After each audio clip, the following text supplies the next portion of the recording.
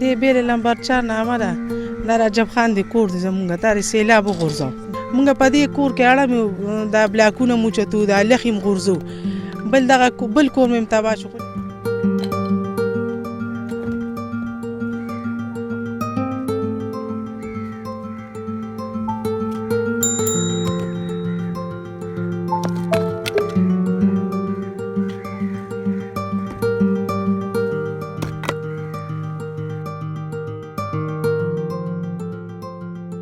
که مونږ له نه چا خیمه راکړه نه مې دې بچو له چا مچدانې ورکړې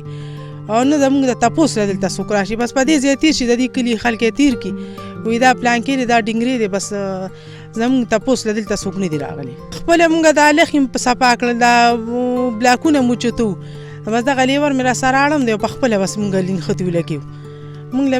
څوک رانهلې دلته هغه مزدورۍ راتللی دی خو په 10 ورځې په دې کور بېدلي دي سرکاري کسان راغلي وي تاسو له ځکه څه نه درکړو چې تاسو پکې اوسېدی نه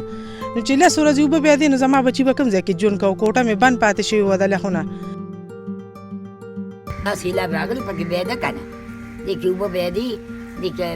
دا پوټه یې مو رانه کړه هغه پوټه یې مو رانه کړه او په دې کې د سیاړي چړچم بیړۍ وه او بېدې پکې اوبهګانې پکې بېدې داسې ولیدې څه داسې دا کندې دي څه دا اوبه راغلي دي او دا نه اوبو خرابې کړې دا خلک ترې راغونډې کړو او ټوپې کړو نو دې نشته چې خلک په پیسو کارونه کوي یوه زرې دی یوه زرې دی غریب کار وکړي مزدوري وکړي بچو له ډوډۍ وګټي وکړه کار وکړي او زنانه ورسره کوو که نه چې راشو دا خښتې مخته کله یو ځای ته یې ټوډۍ کله بل ځای ته ټوډۍ چې څوک یې پټې نانه نه کړي دا خو پکې کارونه کوو که نه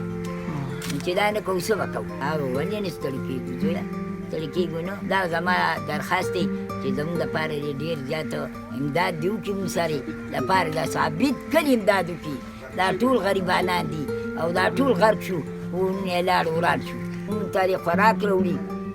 د وریجرې راوړي مونږ له دې اوړهګان راوړي مونږ له دې غوړیګان راوړي مونږ له دې پیسې راکړي چې دا پې جوړ کړو دا پسې جوړو که زنانو مدد ته دغه وشي چې هغوی له دا خوراکه راشي او دا د کوټو د پیسې راشي دا تقریب کورونه په کرایه نیولي دي که نه کورونو کې د شپې ځو د سهار راځو